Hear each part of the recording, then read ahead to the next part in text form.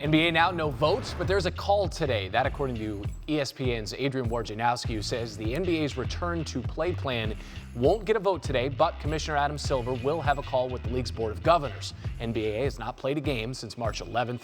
Rudy Gobert tested positive for the coronavirus. Great to talk with senior writer Ramona Shelburne on SportsCenter. Ramona, 16 teams, 24 teams, straight to the playoffs, World Cup-style tournament. In terms of how the NBA could look in a return, what's the most likely option being discussed right now? Well, when I talk to players, the one thing that they really don't want to do is go straight to the playoffs.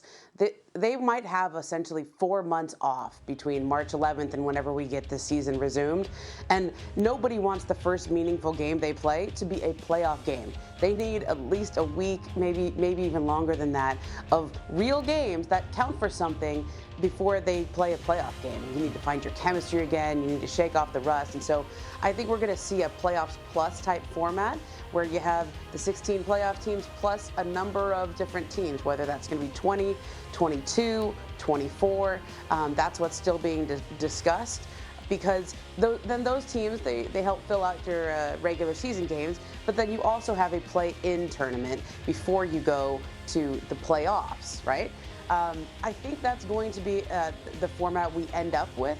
And, you know, it's a controversial format, right? Because if you're the Memphis Grizzlies sitting in 8th spot, why should you have Zion Williamson and the New Orleans Pelicans, who are a more popular team, who have a bunch of star power that, of course, the NBA would love to see in the playoffs?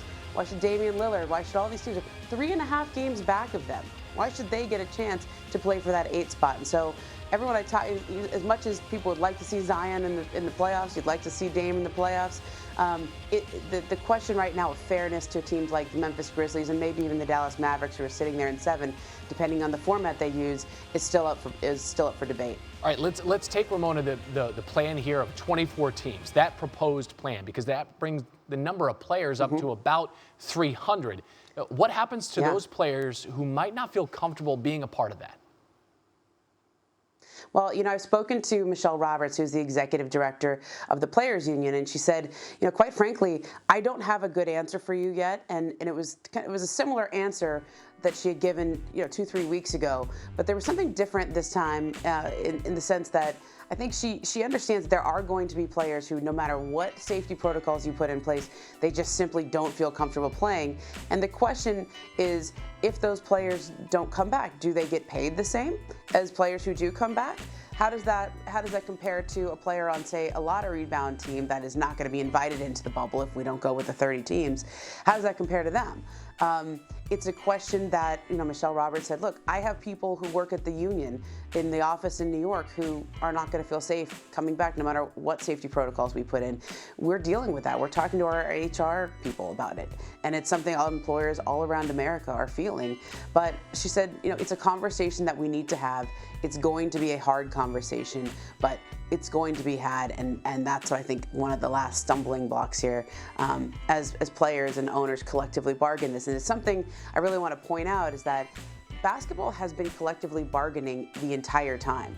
This isn't like baseball where the owners are in their side and the players are on their side, and they trade proposals and they trade barbs and they trade negotiating tactics through the media. This has been collectively bargained the last few months. There's a joint task force in basketball that is talking about all of these issues. And so I think they can get to a quicker resolution once they find consensus among these groups, because they've been talking to each other the entire time. That's an important note. Can you give us some insight into who's on that joint task force? Yeah, so the Joint Task Force has a couple of folks from the league. Deputy Commissioner Mark Tatum is on it, Byron Spruill. There's people from the union, the legal director, obviously Michelle Roberts. There's a guy named Joe Rogowski on it. And then there's a committee of players, which is Chris Paul, Russell Westbrook, Kyle Lowry, Jason Tatum.